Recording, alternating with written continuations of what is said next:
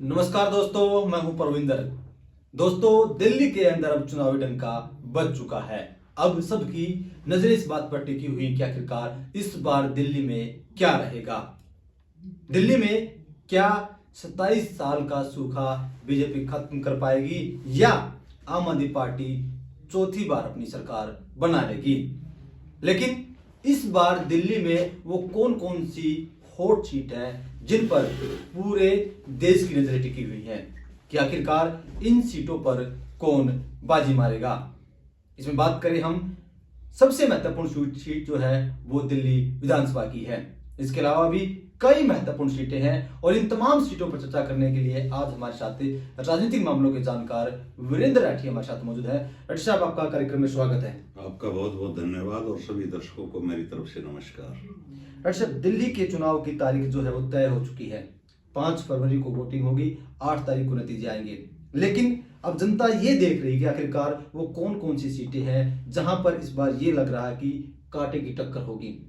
अगर सबसे hot seat की बात करें तो इस समय दिल्ली खुद विधानसभा की जो सीट है वो हॉट सीट बनी हुई है। तो आपको क्या लग रहा है कि इस बार वहां पर क्या कुछ होने वाला है? देखिए, देश का दिल दिल्ली और दिल्ली के अंदर एक हॉट सीट नई दिल्ली, जहाँ से दिल्ली के पूर्व मुख्यमंत्री अरविंद केजरीवाल जी स्वयं चुनाव लड़ रहे हैं। और एक दौर ऐसा था जब अरविंद केजरीवाल जी ने आम आदमी पार्टी का गठन किया और इन्होंने घोषणा की थी रामलीला ग्राउंड से कि हम चुनाव लड़ेंगे दिल्ली की मुख्यमंत्री के खिलाफ। और 3 बार की कंटिन्यूस मुख्यमंत्री को हरा करके एक इतिहास अरविंद केजरीवाल जी ने सीट से रचा था। 2013 में पहला चुनाव लड़ा और उसमें पूर्ण बहुमत 2013 में किसी भी पार्टी को नहीं मिला, ना अरविंद केजरीवाल की पार्टी को मिला, ना बीजेपी को मिला। कांग्रेस की भी 6 से 7 सीटें आई और कांग्रेस के समर्थन देने के बाद इन्होंने मुख्यमंत्री पद की शपथ ली और मात्र 47 दिन वो सरकार इनकी चली और उसके बाद इन्होंने अपना इस्तीफा दे दिया। फिर दोबारा जब दिल्ली का चुनाव आया तो एक प्रचंड बहुमत लेकर के 70 में से 67 सीटें लेकर के एक नया कीर्तिमान देश के अंदर जो स्थापित करने का काम अरविंद केजरीवाल जी की पार्टी आम आदमी पार्टी ने किया, वो शायद रिकॉर्ड कोई पार्टी भविष्य में तोड़ पाए या नहीं तोड़ पाए। लेकिन जो तीसरा फिर जो चुनाव आया आम आदमी पार्टी बनने के बाद, उस चुनाव में भी बहुत संतोषजनक प्रदर्शन करके आम आदमी पार्टी फिर से 62 सीटें आई। लेकिन अब की बार जहां तक नई दिल्ली विधानसभा सीट की बात है, अरविंद केजरीवाल की तो हम मान सकते हैं कि उनका व्यक्तिगत रूप से पलड़ा भारी है कि एक लोकप्रियता दिल्ली की जनता के अंदर व्यक्तिगत रूप से उनकी है। लेकिन उनके जो विरोधी प्रत्याशी हैं, जिस प्रकार से आप भारतीय जनता पार्टी को लेंगे तो प्रवेश वर्मा भी दिल्ली के अंदर भाजपा का एक बड़ा चेहरा। उनके पिताजी दिल्ली के मुख्यमंत्री रहे, साहब सिंह वर्मा जी केंद्र के अंदर मंत्री रहे, खुद एमएलए दिल्ली विधानसभा के अंदर प्रवेश वर्मा रह चुके हैं, मेंबर पार्लियामेंट भी रह चुके हैं। एक अच्छी छवि उनकी है। लेकिन इसके बावजूद कहीं न कहीं अरविंद शर्मा के सामने प्रवेश वर्मा को मैं मानता हूं कि वो एक कमजोर प्रत्याशी साबित होंगे और ये सीट रोचक मुकाबला कहने को हो सकता है। लेकिन जहां तक परिणाम की बात है, वो अरविंद केजरीवाल की तरफ ज्यादा जाता हुआ, उसके पक्ष में जाता हुआ दिखाई दे रहा है। डॉक्टर साहब, जिस तरीके से शीला दीक्षित का जो बेटे हैं संदीप दीक्षित, उन्हें कांग्रेस पार्टी ने अपना उम्मीदवार बनाया है दिल्ली सीट से, तो क्या लगता है कि क्या वहां पर त्रिकोणीय मुकाबला बना पाएंगे? देखो, त्रिकोणीय मुकाबले की जहां तक बात है, अगर उनके कामों को देखें, उनकी माँ की ये सीट रही है जो 3 बार लगातार दिल्ली की मुख्यमंत्री रही हैं और अच्छे उन्होंने कार्य किए थे विकास के, तभी वो लगातार रिपीट करती रही थी। लेकिन जहां वर्तमान दौर की बात है, वर्तमान दौर के अंदर कांग्रेस पार्टी फिर से एक निराशा के दौर में, मैं मानूंगा कि दिल्ली का चुनाव उनके लिए काफी मुसीबत भरा रहने वाला है। क्योंकि पीछे के 2 चुनाव जो हुए हैं, उन दोनों चुनावों के अंदर कांग्रेस पार्टी शून्य पे रही है। बल्कि मजाक के तौर पर कहीं न कहीं पेट्रोल पंप के ऊपर कोई व्हीकल वाला भी जब तेल लेने के लिए जाता है तो पेट्रोल पंप वाले पहले कहते हैं जी 0 देख लो।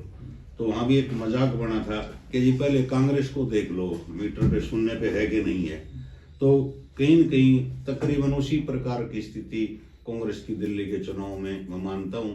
क्या हुआ, 1-2 सीट का कहीं दाव लग जाए तो अलग बात है। लेकिन केजरीवाल की छवि के सामने मैं जो शीला दीक्षित जी के बेटे हैं उनको भी कमजोर प्रत्याशी मान करके चलता हूँ।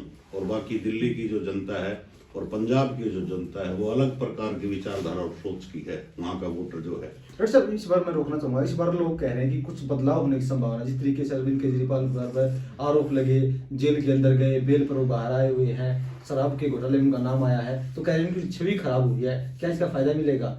अगर पूरी दिल्ली विधानसभा को आप पूरे दिल्ली जो प्रदेश के रूप में अगर हम देखें 70 विधानसभा सीटों को देखें तो आम आदमी पार्टी के ग्राफ में जरूर कमी आई है। और कहीं न कहीं इतने बड़े बड़े नेता इनके जो जेल के अंदर गए हैं, वो जेल के अंदर जाना कोई सम्मान के उसमें वो नहीं गए। हालांकि ये आरोप तो लगाता है विपक्ष के सत्ता पक्ष ने हमारे को गलत वो करके जेल के अंदर डाल दिया, लेकिन अदालतें भी हैं, कोई न कोई केस तो बनता है। तो कई पूर्व मुख्यमंत्री भी गए, वो जो सिटिंग इनके मंत्री थे वो भी जेल के अंदर गए, और कई विवादों में जो है ना आम आदमी पार्टी घिरी रही है। तो कहीं न कहीं अगर प्रदेश स्तर पर हम देखेंगे तो उसमें तो काफी गिरावट आई है।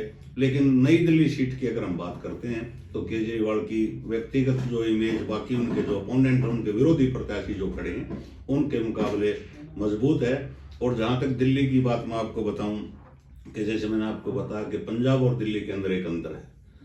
आप दिल्ली के पिछले लोकसभा चुनाव उठा करके देखो, 3 के 3 लोकसभा चुनाव में क्लीन स्वीप भाजपा, 7 की 7 सीटें जनता ने दिल्ली के में लोकसभा की दी हैं। और जब विधानसभा का चुनाव आता है तो कहीं न कहीं क्लीन स्वीप केजरीवाल के पक्ष में मतदान लोगों ने किया है। जब एमसीडी का चुनाव आता है तो एमसीडी के चुनाव में अब की बार तो जरूर आम आदमी पार्टी ने बाजी मारी, लेकिन 2 बार तो भारतीय जनता पार्टी का ही वहां पे मेयर बना और उन्हीं के पार्षद ज्यादा मात्रा में जीत करके आए। और अब की बार भी कहीं दिल्ली के मतदाता इस असमंजस में जरूर हैं कि भारतीय जनता पार्टी के पक्ष में साइलेंट वोट बहुत ज्यादा है आज के युग में, और केजरीवाल के भी समय का वोटर भी इसी प्रकार का है। लेकिन कांग्रेस पार्टी की जहां तक बात है वो पूरी दिल्ली के अंदर आपको आने वाले चुनाव में कहीं दिखाई नहीं देगी। जो कांटे का मुकाबला होने की उम्मीद है पूरी दिल्ली के अंदर तो वो होगा आम आदमी पार्टी वर्सेस भाजपा।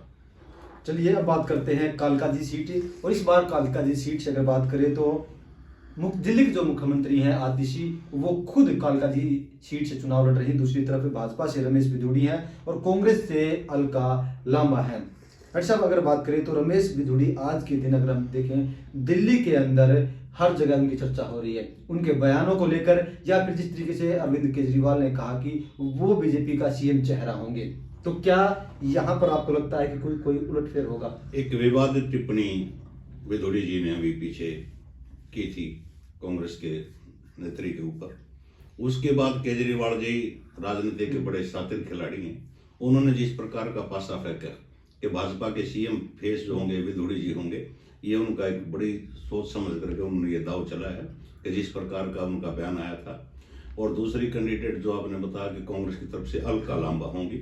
अलका लांबा ने कई चुनाव दिल्ली से लड़े हैं, कांग्रेस से लड़े हैं, हर चुनाव में वो हारी। लेकिन एक चुनाव ऐसा था जो उन्होंने आम आदमी पार्टी से लड़ा था और उसमें वो विधायक बनी थी। पूरा कार्यकाल वो उसके अंदर भी नहीं कर पाई थी। कुछ उनका मनमुटाव आम आदमी पार्टी के शीर्ष नेतृत्व के साथ हुआ तो उन्होंने आम आदमी पार्टी छोड़ दी थी और अपने एमएलए की कुर्सी भी छोड़ दी थी। तो अलका लांबा को भी प्रवक्ता बड़ी अच्छी है, पार्टी की तरफ से बहुत अच्छा तरह से बोलती हैं, प्रखर वक्ता हैं।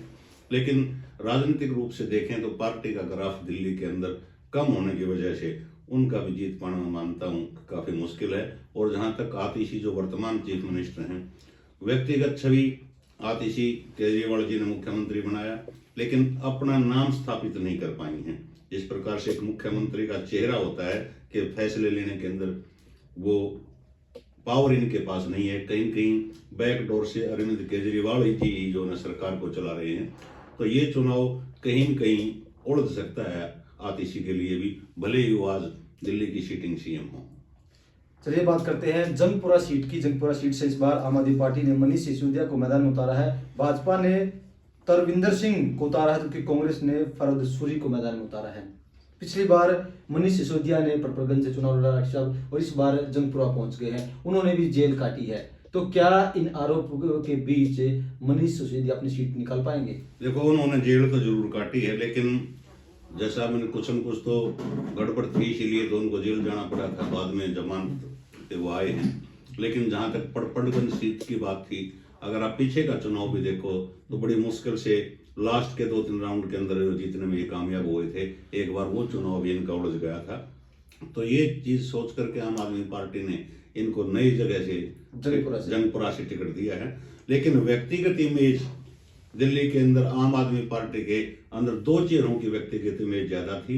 एक तो सोम केजरीवाल जी की, और उसके बाद नंबर 2 के जो कैबिनेट के अंदर मंत्री थे वो स्वयं जो है सिसोदिया जी थे, इनकी इमेज थी। और स्कूलों के अंदर जहां तक सुधार की बात आती थी, बार बार अरविंद केजरीवाल जी भी इन्हीं का नाम लेते थे कि शिक्षा के अंदर जो गुणात्मक सुधार किया है वो सिसोदिया जी ने किया है। व्यक्तिगत इमेज पूरी दिल्ली के अंदर आम आदमी पार्टी के नेताओं के केजरीवाल जी के बाद अगर किसी व्यक्ति की है तो मैं मानता हूँ वो मनीष सिसोदिया जी की है। इस सीट के ऊपर मनीष सिसोदिया जी का पलड़ा मुझे भारी लगता हुआ नजर आ रहा है। मतलब क्या जिस तरीके से जो आरोप लगे हैं उन पर, क्या इससे जनता के मन में कोई दुविधा पैदा होगी कि हम इस बार आम आदमी पार्टी को वोट दे, करे या ना करे, या फिर जो फ्री की जो रेवड़ियां मिल रही हैं लोग उस पर वोट करेंगे? देखो, फ्री के लिए तो कोई पार्टी ऐसी नहीं जो कौन को ऐसा लोभावना नारा ना देती हो, चाहे वो कांग्रेस है, चाहे वो बीजेपी है, चाहे आम आदमी पार्टी है। ये फ्री की रेवड़ी का टैग जरूर केजरीवाल जी के ऊपर लगा है, लेकिन इस प्रकार के प्रलोभन हर पार्टियां देती हैं। दूसरी पार्टियों के नेता जब मंचों पे चुनाव चलेगा, प्रचार चलेगा, गति पकड़ेगा, तो कहीं न कहीं इन पार्टियों के ऊपर भी आरोप प्रत्यारोप लगेंगे।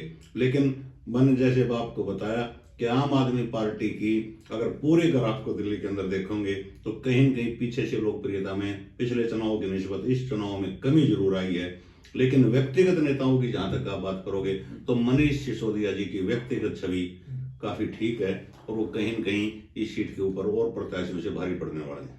चलिए अब बात करते हैं पड़पड़गंज सीट की। यहाँ से इस बार आम आदमी पार्टी ने अवध ओझा को चुनाव मैदान में उतारा है, जबकि भाजपा ने रविंदर सिंह नेगी को और कांग्रेस ने अनिल कुमार को।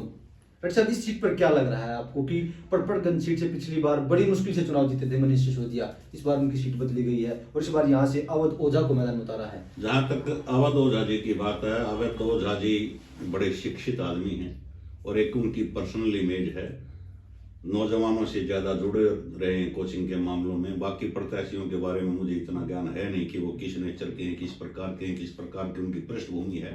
लेकिन ओझा जी की अपनी जो एक इमेज है युवाओं के अंदर लोकप्रियता की, और एक विद्वान का टैग उनके ऊपर जिस प्रकार से लगा हुआ है, तो ये सोच करके आम आदमी पार्टी ने दाव खेला है कि अवध ओझा जी की जिस प्रकार से कोचिंग सेंटरों के अंदर क्लास लेते हैं, वो आज भी क्लास लेते हैं। हालांकि उन्होंने अपने टाइम टेबल में, समय नियोजन में कहीं कहीं वो चीज को चेंज किया है, लेकिन क्लास के लिए उन्होंने आज भी वो समय निकाल रहे हैं। तो व्यक्तिगत इमेज अच्छी, अगर पड़पड़गंज आम आदमी पार्टी से अगर वहां का वोटर खपा है तो अवध ओझा जी भी उड़ सकते हैं। अगर पर्सनल इमेज की बात करें तो अवध ओझा जी की इमेज भी वहाँ ठीक ठाक मैं पड़पड़गंज के अंदर मान करके चल रहा हूँ, और इसका प्रभाव जो है वो पूरी दिल्ली के अंदर असर रखने वाले व्यक्तियों में शामिल हैं।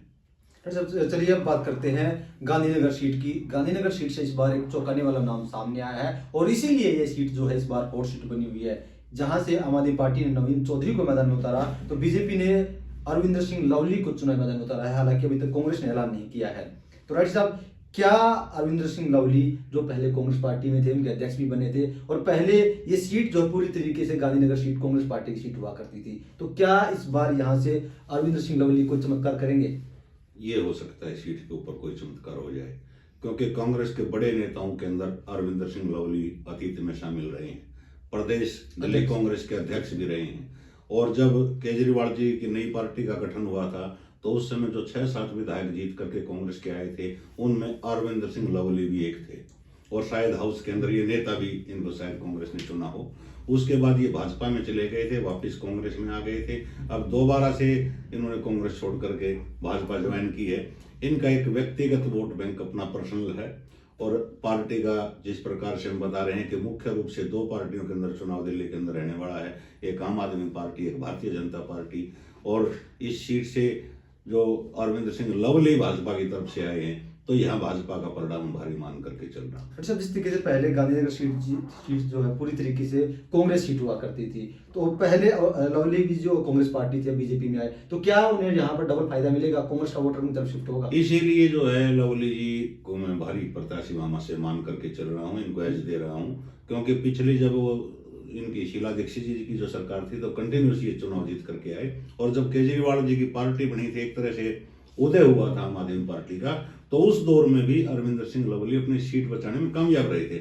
और आज भारतीय जनता पार्टी और आम आदमी में मुकाबला है, कांग्रेस कहीं न कहीं कमजोर हुई, तो इसलिए इन्होंने भाजपा को ज्वाइन किया।